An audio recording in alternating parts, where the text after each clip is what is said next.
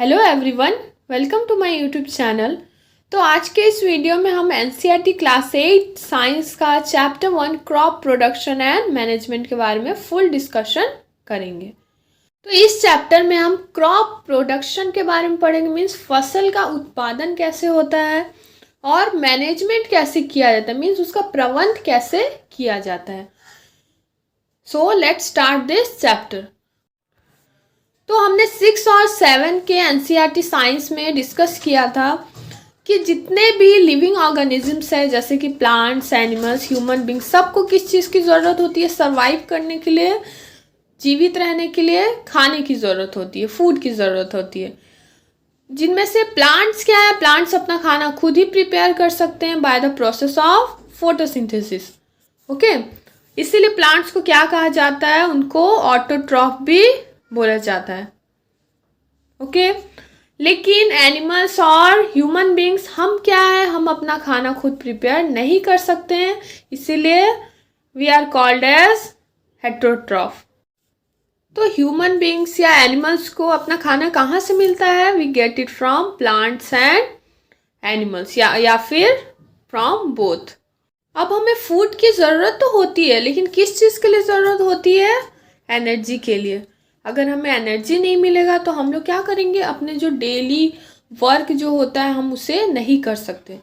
तो इतने ज़्यादा पॉपुलेशन को फूड प्रोवाइड कैसे किया जा सकता है? Bye regular crop production. Regular फसल का उत्पादन अगर नहीं होगा तो इतने लार्ज क्वांटिटी में हमें फूड नहीं मिल पाएगा। ओके, तो अब हम पढ़ेंगे कि कैसे क्रॉप प्रोडक्शन या मैनेजमेंट किया जाता है, उसके डिफरेंट डिफरेंट प्रोसेस है। तो अब हम बात करेंगे क्रॉप्स की। What do you mean by crops? When plants of the same kind are cultivated at one place on a large scale, it is called a crop. Crop किसे कहते हैं? जब सेम काइंड के किसी भी पौधे को या किसी भी प्लांट्स को किसी एक प्लेस में उगाया जाए या कल्टीवेट किया जाए, उसे क्या बोलेंगे? Crops. On a large scale means बहुत ज़्यादा क्वांटिटी में। जैसे मान लो यहाँ एक फील्ड है ना, फील्ड या खेती है। इसमें अगर हम वीट के क्रॉप को ग्रो कर रहे हैं, इसका मतलब क्या है? इस फील्ड में बाकी कोई दूसरा प्लांट नहीं होगा, उसमें बस वीट ही ग्रो किया जाएगा, तो ये क्या हो जाएगा? Wheat crop. Okay, now crops are classified on the basis of the season in which they grow. Crops different types में क्लासिफाइड है। किस बेसिस पे? On the basis of the season in which they grow. कुछ crops को उगने के लिए summer की ज़रूरत होती है, ज़्यादा गर्मी की ज़रूरत होती है। कुछ क्रॉप्स को ग्रो करने के लिए विंटर की ज़रूरत होती है। कुछ क्रॉप्स को ग्रो करने के लिए रेनी सीजन की ज़रूरत होती है। ओके, तो इस बेसिस पे डिफरेंट क्रॉप्स के बारे में हम पढ़ेंगे। तो सबसे पहला क्रॉप का टाइप्स क्या है? खरीफ क्रॉप्स, या फिर जिसे कि खरीफ फसल भी बोलते हैं। तो खरीफ क्रॉप किसे कहा जाता है? The crops which are sown in the rainy season. जिस भी क्रॉप या फसल को रेनी सीजन के टाइम में, बारिश के मौसम में उगाया जाता हो, उसे क्या बोलेंगे? खरीफ क्रॉप्स। और ये जनरली इंडिया में कब से कब रहता है? जून टू सितंबर मंथ में रेनी सीजन रहता है। इसके एग्जाम्पल्स क्या क्या होंगे? पैडी, या फिर जिसे धान भी बोलते हैं, मेज, मक्का, या फिर सोयाबीन, ग्राउंड नट जिसे मूंगफली भी कहा जाता है, कॉटन, कॉटन जो कि कपास भी बोलते हैं। ये सब एग्जाम्पल हो गए खरीफ क्रॉप्स के। ओके, अब नेक्स्ट बात करते हैं रबी क्रॉप्स की। रबी क्रॉप्स किसे कहा जाता है? जो क्रॉप्स या फिर जो फसल विंटर सीजन के टाइम में ग्रो किया जाता हो, उसे रबी क्रॉप्स कहते हैं। ये जनरली कब रहता है? From October to March. Okay, इसके एग्जाम्पल्स क्या क्या होंगे? वीट, ग्राम, पी, मस्टर्ड, या फिर लिनसीड। लिनसीड मतलब क्या होता है? जैसे कि अलसी भी कहा जाता है। ओके ओके, तो ये सब क्या है? Variety of crops. I hope you are clear. Third number क्या है? Third is the zaid crops. Zaid crops किसे बोलेंगे? जो समर क्रॉप्स। ओके, मीन्स कुछ क्रॉप्स या कुछ फसलें कब की जाती है? In the time of summer season. जैसे कि एग्जाम्पल्स क्या क्या है? Moong, cucumber, musk melon, watermelon, gourd या फिर बिटर गोड, जो कि करेला भी बोलते हैं। ये सब एग्जाम्पल्स हो गए। So for the cultivation of crops, different activities are done by the farmers. उन सारे एक एक प्रोसेस के बारे में हम डिस्कस करेंगे। तो सबसे पहला है प्रिपरेशन ऑफ सॉइल। अगर क्रॉप्स को ग्रो करना तो सबसे पहले क्या करना पड़ेगा? सॉइल को प्रिपेयर करना पड़ेगा या उसे फर्टाइल बनाना पड़ेगा ताकि उसमें क्रॉप्स अच्छे से ग्रो हो सके। तो प्रिपरेशन ऑफ सॉइल क्या है? ये सबसे पहला स्टेप है बिफोर ग्रोइंग अ क्रॉप, और ये आप बोल सकते हो सबसे मेन स्टेप है क्रॉप प्रोडक्शन में। This is carried out using various process and tools. अब सॉइल को क्रॉप्स ग्रो करने के लिए, प्रिपेयर करने के लिए क्या है? डिफरेंट टूल्स की ज़रूरत होती है। तो प्रिपरेशन ऑफ सॉइल में सबसे पहला क्या किया जाता है? टिलिंग और प्लोइंग। अच्छा, टिलिंग में क्या किया जाता है? इसमें सॉइल को लूज किया जाता है। द प्रोसेस ऑफ लूजिंग और turning off the soil, it is called as tilling और ploughing, and it is done by using a plough. Okay, अब सॉइल को लूज करने के क्या फायदे हैं? जो सॉइल अगर लूज रहेगा तो क्या होगा? इसमें अर्थवर्म या फिर माइक्रोब्स ये क्या होंगे? ग्रो करेंगे, जो कि जिसे कि क्या कहा जाता है? They are called as friends of the farmer. तो डिफरेंट माइक्रो ऑर्गेनिजम्स या फिर अर्थवर्म ये क्या करते हैं? ये सॉइल्स को लूज करने में भी हेल्प करते हैं, और they also add humus to the soil. Humus जैसे कि क्या बोलेंगे? खाद। अगर सॉइल में खाद रहेगा तो उसमें क्रॉप्स अच्छे से ग्रो करेंगे। ओके, तो अब हम प्लो के बारे में पढ़ेंगे। वुड और आयरन, या तो लकड़ी का बना रहता है या तो आयरन का भी बना रहता है। इसका क्या यूज़ होता है? It is use for adding fertilizer to the soil. Okay, मिट्टी को लूज करके उसमें क्या है? फर्टिलाइज़र ऐड करने के काम आता है, या फिर टिलिंग और लूजिंग ऑफ द सॉइल में भी काम आता है, या फिर रिमूविंग वीड प्लांट्स। अगर हमें न्यू क्रॉप्स ग्रो करना है तो क्या करना होगा? हमें फील्ड को पूरी तरीके से अच्छे से क्लीन करना होगा। तो क्लीन करने के लिए वीड्स, जो अनवांटेड प्लांट्स को भी रिमूव करना पड़ेगा।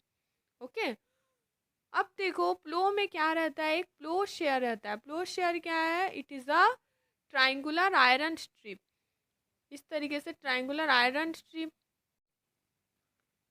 और प्लो में और क्या रहता है? It is having a plough share. Plough share क्या रहता है? ये एक ट्राइंगुलर आयरन स्ट्रिप टाइप का रहता है, जो कि सॉइल को लूज करने में हेल्प करता है। So the main part of the plow is a long log of wood which is called plow shaft. प्लो का जो मेन पार्ट है उसे क्या बोलते हैं? प्लो शेप। इसका स्ट्रक्चर कैसा रहता है? It is a long log of would. ये क्या है? ये प्लो शेयर के साथ अटैच्ड होके रहता है। Now the other end is attached to a beam which is placed on a bull sing. जो बैलों के कंधों पे इसका दूसरा पार्ट रखा जाता है, जिसे क्या कहते हैं? बीम भी कहते हैं। A wooden traditional plow can be operated by a pair of an ox and a man. इससे क्या है?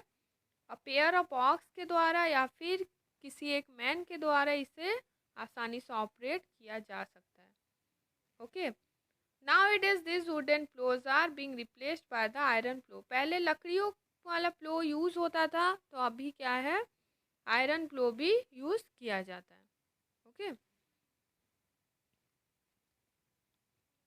जैसा आप यहाँ देख सकते हो, this is the plough share. Okay, ये जो नुकीला सा है this is the called as plough share, और ये क्या है? This is the plough shape. और ये लॉग ऑफ वुड है जिसे कि बीम कहते हैं। ये क्या है? दो बैलों के ऊपर रखा गया और इसे ऑपरेट किया जा रहा है एक मैन के द्वारा। ओके, इससे क्या होता है? टिलिंग ऑफ द सॉइल या फिर लूजनिंग ऑफ द सॉइल आसानी से किया जाता है। I hope you are clear. So next is hoe. Hoe क्या है? It is a simple tool. Hoe को हिंदी में कुदाली भी कहते हैं। इसका क्या यूज़ है? It is used for removing weeds. Weeds का मतलब क्या होता है? अनवांटेड प्लांट्स जो होते हैं उसे वीड्स कहते हैं। वीड्स को रिमूव करने में और लूजनिंग ऑफ द सॉइल में भी ये हेल्प करता है। It is pulled by the animals also. Okay, this is the hoe you can see. Cultivator. Cultivator क्या होता है? Cultivator is used for ploughing and helps in loosening of the soil. Cultivator भी ploughing या loosening of the soil में help करता है। तो cultivator को कैसे चलाया जाता है? इसे ट्रैक्टर के द्वारा चलाया जाता है। Okay, it is driven by a tractor and use of cultivator saves labour and time. Cultivator का यूज करने से क्या होता है? टाइम भी सेव होगा और लेबर कॉस्ट भी कम पड़ता है। Okay, because it is done very fast, बहुत जल्दी ही प्लोइंग हो जाता है इससे।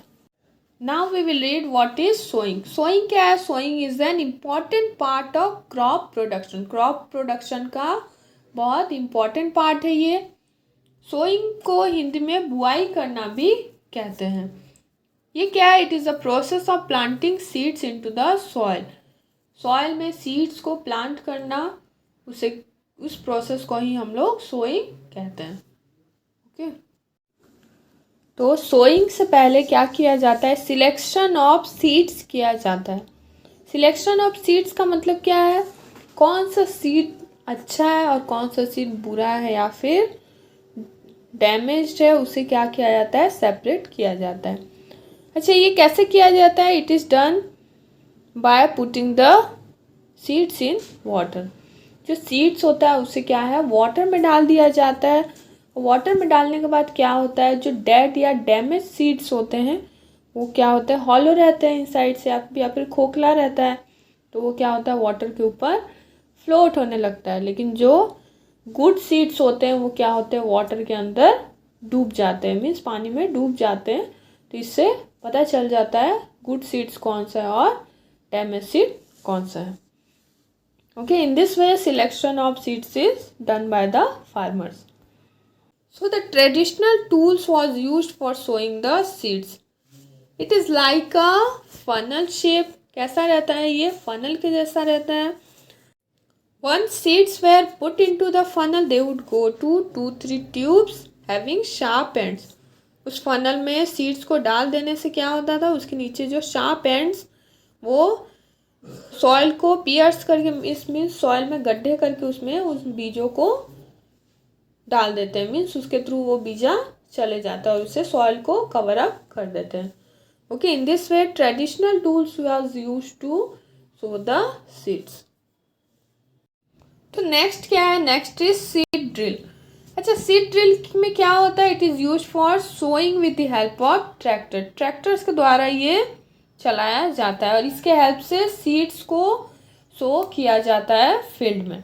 Okay, it ensures that seeds are sown uniformly and at a particular depth and are covered by soil after sowing.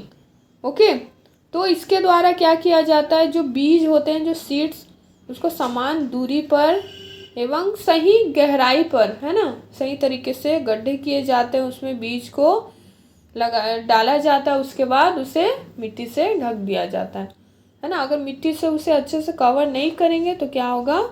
उसे हो सकता है बर्ड्स उसे खा जाए। ओके, और उसका ग्रोथ ना हो। So next is adding manure and manure और फर्टिलाइजर्स क्या है? These are the substance which are added to the soil in the form of nutrients for the healthy growth of plants. Okay, जैसे कि हम लोग को फूड की ज़रूरत होती है ग्रोथ के लिए, एनर्जी के लिए, उसी तरीके से प्लांट्स को हम लोग ग्रो तो कर दिए, लेकिन प्लांट्स को ग्रो करने के लिए किस चीज़ों की ज़रूरत होती है? न्यूट्रिएंट्स की ज़रूरत होती है। और वो न्यूट्रिएंट्स उन्हें कहाँ से मिलता है? They will get from the soil. Okay, while manures are made by decomposition of organic substance, fertilizers is made of inorganic substance. तो मैन्योर जिसे कि खाद भी बोलते हैं हम लोग, ये कैसे बनता है? It is made by decomposition of organic substance मतलब प्लांट्स और एनिमल्स अगर डिकम्पोज हो जाए तो उससे क्या बन जाता है, खाद बन जाता है। और फर्टिलाइजर कैसे बनता है, ये इनऑर्गेनिक केमिकल सब्सटेंस से बनाया जाता है। ओके, इम्प्रॉपर या फिर insufficient manuring result in weak plants. Okay, अगर आप प्लांट्स को ग्रो कर दिए, उससे सही तरीके से खाद, वाटर ये सब नहीं दोगे तो क्या होगा, जो प्लांट्स होंगे वो क्या होंगे, वीक प्लांट्स होंगे। तो फार्मर्स मैन्योर को कैसे प्रिपेयर करते हैं, वो क्या करते हैं, प्लांट्स या एनिमल्स वेस्ट को एक पिट में डाल देते हैं। ओके, और उसे डिकम्पोज होने के लिए छोड़ देते हैं। आफ्टर 1 मंथ या फिर 10 to 15 days it will decompose और इससे मैन्योर बन जाता है। और ये डिकम्पोजिशन कैसे होता है, it is done by the micro organisms. तो कुछ एरियाज में क्या होता है, फार्मर्स, एक फील्ड है, फार्मर्स इसमें क्रॉप ग्रो करती है एक बार। ओके, वो क्रॉप के होने के बाद क्या करते हैं, वो सेम फील्ड में दूसरे क्रॉप्स को ग्रो कर देते हैं। तो इससे क्या होता है, जो सॉइल में जो भी न्यूट्रिएंट्स होते हैं वो धीरे धीरे ख़त्म हो जाते हैं।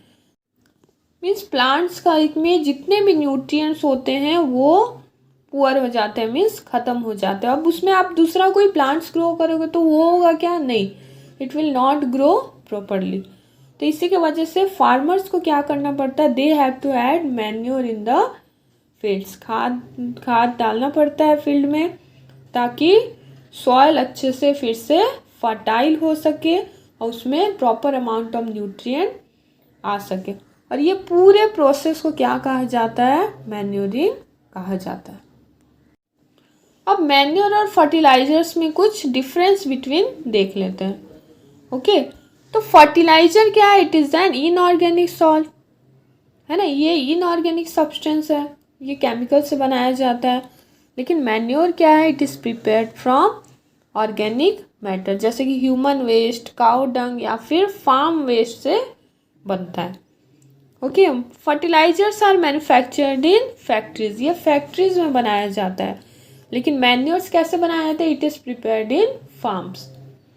ओके, फर्टिलाइजर्स क्या है, they are added in comparatively smaller quantity. Plants में फर्टिलाइजर अगर डालना है तो क्या है, कम क्वांटिटी में, कुछ क्वांटिटी में ऐड करना पड़ता है। अगर ज़्यादा फर्टिलाइजर आप डाल दोगे तो प्लांट्स विल डाई। ओके, लेकिन मैन्योर्स क्या है, it is use to be added in large quantity, ये लार्ज क्वांटिटीज़ में भी हम ऐड कर सकते हैं सॉइल में। Okay, fertilizers do not provide any humus to the soil. Fertilizer डालने से क्या होता है, प्लांट्स की ग्रोथ होते हैं, लेकिन वो सॉइल में कोई ह्यूमस प्रोवाइड नहीं करता है। लेकिन मैन्योर क्या है, it provide a lot of humus to the soil, है ना। फर्टिलाइजर से कुछ एग्जाम्पल देख लेते हैं, क्या है, जैसे कि urea, ammonium sulphate, okay, potash, या फिर NPK जैसे कि नाइट्रोजन, फॉस्फोरस या पोटेशियम भी है, ये सारे फर्टिलाइजर है। ओके, आई होप आपको फर्टिलाइजर और मैन्योर में डिफरेंस बिटवीन समझ में आ गया होगा। अब हम पढ़ेंगे कुछ advantage of manure. Manure soil में ऐड करने के क्या क्या फ़ायदे हैं। ओके, तो सबसे पहला फ़ायदा क्या है, it enhances the water holding capacity of the soil. Soil की वाटर होल्डिंग कैपेसिटी को ये इंक्रीज करता है।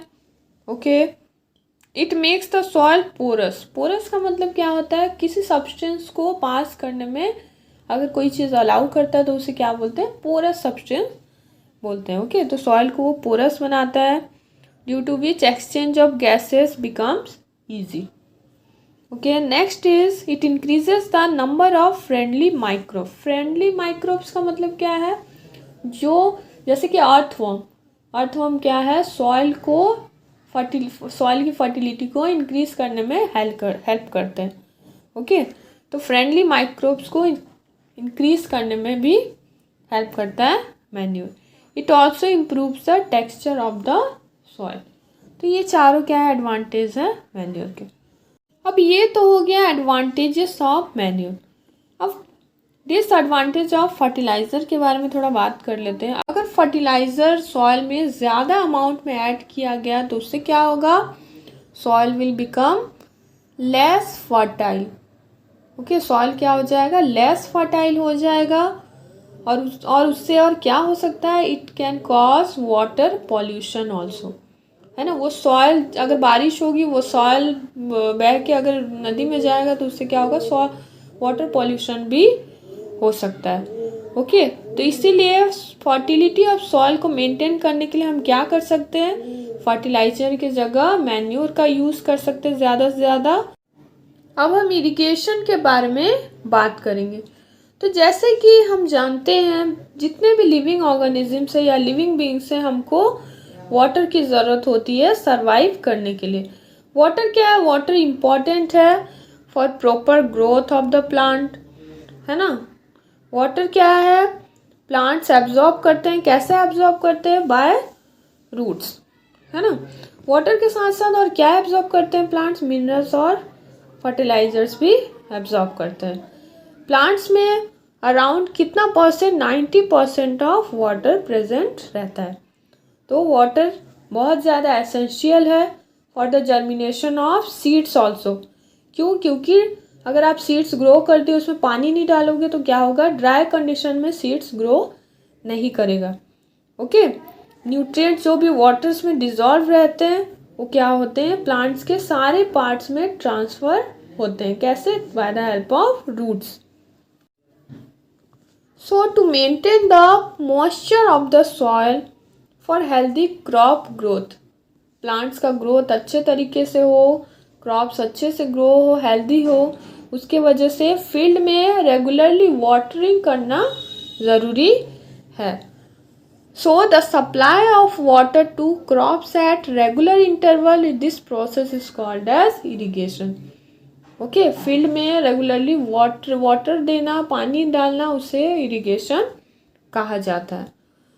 अब इरिगेशन के सोर्स क्या है, मीन्स इरिगेशन कहाँ से कर सकते हैं हम, इसके सोर्स क्या क्या है। तो वाटर हमको कहाँ कहाँ से मिलता है, we can get it from wells, tube wells, ponds, lakes, rivers, dams and canals also. अब इरिगेशन के कुछ ट्रेडिशनल मेथड के बारे में हम बात करते हैं। जैसे कि वाटर वेल्स में, लेक्स में, कैनल्स में अवेलेबल है, ये तो हमको पता है। ओके, तो उसमें से पानी आएगा कैसे, तो it is lifted by different methods in different regions. Okay, for taking it to the field, उस कुएं से या तालाब से पानी को फील्ड तक पहुंचाने के लिए किन किन मेथड का यूज़ किया जाता है हम पढ़ेंगे। तो वेरियस ट्रेडिशनल मेथड के बारे में हम पढ़ेंगे। तो पहला क्या है, मोट, जिसे कि पुली सिस्टम भी कहते हैं। तो पुली सिस्टम में क्या है, कुएं से पानी कैसे निकाला जाता है, bye the help of pulley. तो यहाँ एक रस्सी से एक जानवर बंधा हुआ है, इसमें बाल्टी अंदर जाएगा कुएं के, और उसके बाद उस रस्सी को जानवर द्वारा खींचा जाएगा, तो उससे पानी बाहर आ जाता है और उस पानी को हम आसानी से अपने पौधों में या फिर क्रॉप्स में डाल सकते हैं। सेकंड क्या है, सेकंड है चेन पंप। पंप में क्या होता है, दो बड़े बड़े पहिए होते हैं और उसमें क्या है, चेन लगे रहता है कुछ इस तरीके से। ओके, और उसमें बाल्टी कनेक्ट की गई रहती है, यहाँ पे चेन है और वहाँ पे बाल्टी कनेक्ट की गई रहती है। तो एक पहिया पानी में रहता है और एक पहिया ऊपर रहता है। जैसे ही उस चेन को घुमाया जाता है, वो चेन वो बाल्टी को लेके पानी लेके ऊपर आ जाता है। तो इस तरीके से हम चेन पंप के थ्रू पानी ला सकते हैं और उस पानी को फिर हम इरिगेशन के प्रोसेस में यूज़ कर सकते हैं। तो थर्ड क्या है, थर्ड है ढेकली सिस्टम। अच्छा, ये ढेकली सिस्टम में क्या किया जाता है, एक बड़ा सा बम्बू लगाया जाता है, एक तरफ बहुत वज़न वाली चीज़ रखी जाती है, एक तरफ उससे बाल्टी को बांध दिया जाता है। जिस तरफ से बाल्टी बंधा रहता है उसे हम जैसे ही झुकाते हैं तो ये क्या होता है, ये कुएं में जाके पानी लेके बाहर आ जाता है। तो ये है ढेकली सिस्टम। तो इस तरीके से हमें वाटर मिलता है फॉर इरिगेशन।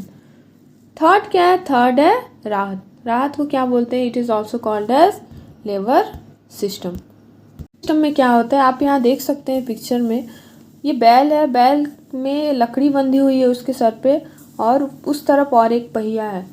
तो ये बैल जैसे ही गोल गोल घूमेगा तो ये क्या होगा, ये पहिया भी धीरे धीरे घूमना स्टार्ट हो जाएगा और उससे बाल्टी कनेक्टेड है, उससे फिर वाटर ऊपर आ जाएगा। तो इस तरीके से ये 4 सिस्टम में ट्रेडिशनल मेथड है जिससे कि हम वाटर का यूज़ कर सकते हैं इरिगेशन के प्रोसेस में आसानी से।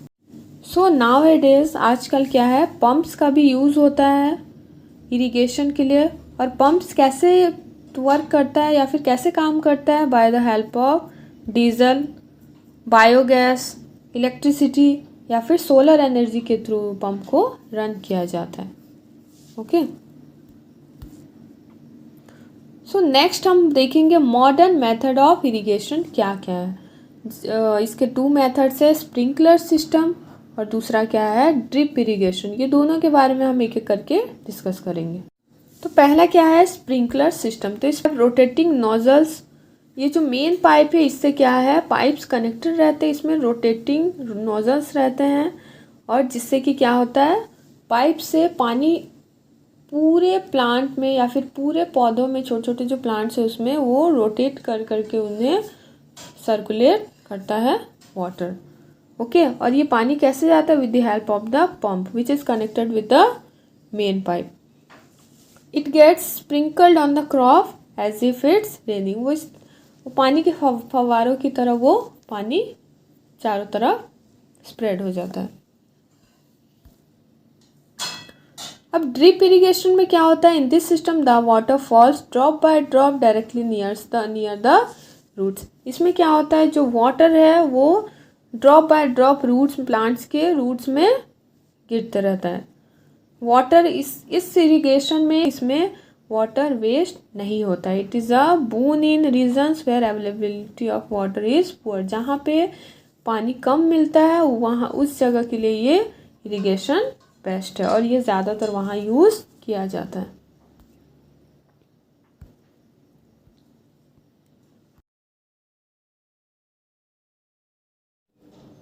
Okay, next is protection from weeds.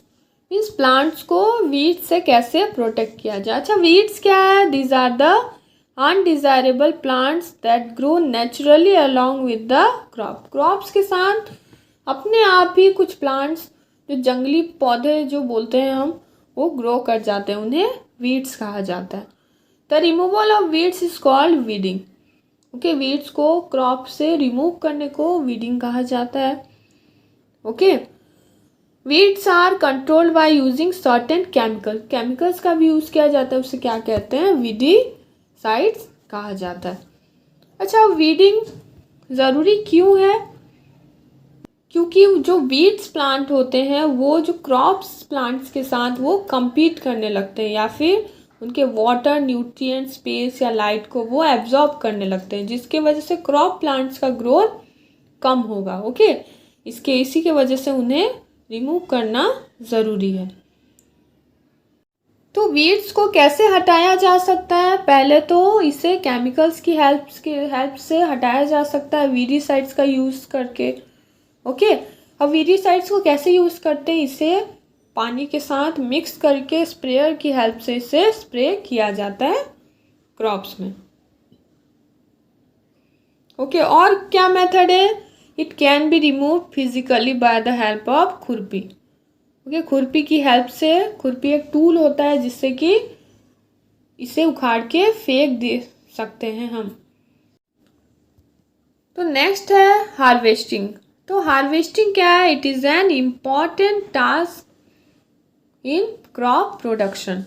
Harvesting का मतलब क्या होता है, the cutting of crop after it is mature. जब क्रॉप पूरी तरीके से तैयार हो जाए तो उसे कट करने को हार्वेस्टिंग कहा जाता है। ओके, हार्वेस्टिंग कैसे किया जाता है, या तो क्रॉप्स को हैंड से पुल कर सकते हैं या तो उसे कट किया जाता है। It usually takes 3 to 4 months for a cereal crop to mature. Okay, cereal crop को मैच्योर होने में अराउंड 3 to 4 months लगता है। Harvesting in our country is either done manually by sickle और by a machine that is called as harvester. ये क्या है, this one is the sickle, you must have seen. Okay, इसके help से या फिर हार्वेस्टर जो कि मशीन आपने देखा था, उसके हेल्प से हम हार्वेस्टिंग कर सकते हैं। Next is threshing. अच्छा, थ्रेशिंग क्या होता है? In the harvested crop the grain seeds need to be separated from the chaff. This process is called threshing. जब क्रॉप को हमने हार्वेस्ट कर लिया या उसकी कटाई हो गई क्रॉप्स की, तो उसके बाद क्या किया जाता है? ग्रेन्स को उनके छिलकों से अलग किया जाता है by the process of threshing. ये कैसे किया जाता है? या तो हैंड से किया जाता है या फिर it is done by the help of a machine that is called as combine. Okay, now next process is winnowing. Winnowing में क्या होता है? It is the process of separation of grain seeds from the chaff using the help of the wind. इसमें भी क्या होता है? Grain के सीड्स को उनके छिलकों से अलग किया जाता है, लेकिन ये कैसे किया जाता है? एक ऊंचाई पे खड़े होके ग्रेन्स को नीचे गिराते हैं, है ना। और उसमें क्या होते हैं? उनके जो छिलके होते हैं वो लाइटर वेट होता है। लाइटर मीन्स हल्का रहता है, वो हवा की हेल्प से, विंड की हेल्प से वो उड़ जाता है। और जो हैवियर ग्रेन्स क्या होते हैं? हैवी होते हैं, तो ग्रेन्स ज़मीन पे गिर जाते हैं। तो इस तरीके से ग्रेन्स उनके छिलकों से सेपरेट हो जाते हैं। इस प्रोसेस को विनोइंग कहा जाता है। और विनोइंग क्या है? ये हैंड की हेल्प से भी किया जा सकता है और ये भी मशीन के हेल्प से किया जा सकता है। ओके, नेक्स्ट फाइनल स्टेप क्या आ जाता है? स्टोरेज। हमने क्रॉप को प्रोडक्शन तो कर दिया, लेकिन इतने सारे क्रॉप का स्टोर करके रखना भी एक इम्पॉर्टेंट टास्क है। ओके, तो हार्वेस्टिंग करने के बाद the grains are ready to store in granaries. जिसमें ग्रेन्स को स्टोर करते हैं उसे क्या कहा जाता है? ग्रेनरीज कहा जाता है, या तो उसे सिलोस कहा जाता है। ये आप देख सकते हैं, these are the silos. Okay, अच्छा, इसमें क्यों रखा जाता है? इससे क्या होता है? उसको पेस्ट जैसे कि रैट्स या इंसेक्ट से ग्रेन्स को प्रोटेक्शन हो और वो बहुत दिन तक उसमें रह सकता है। अब ग्रेनरीज क्या है? This are the place where the freshly obtained food grains are stored. Okay, food grains को आसानी से स्टोर करके रख सकते हैं in a large amount. Okay, you can see this is also a granary. It is found in the villages में आपको ये देखने को मिल सकता है। ओके, अब last we will see what is animal husbandry. Animal husbandry क्या है? It is the management and care of farm animals for milk, egg and meat. अच्छा, मिल्क, एग या फिर मीट हम लोग को कहाँ से मिलता है? From the farm animals. Okay, तो इस प्रोसेस को क्या बोलते हैं? Animal husbandry.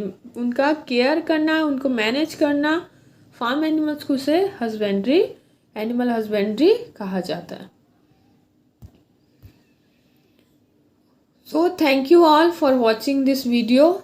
इसके नेक्स्ट वाले वीडियो में हम इस चैप्टर का कुछ इम्पोर्टेंट MCQs डिस्कस करेंगे।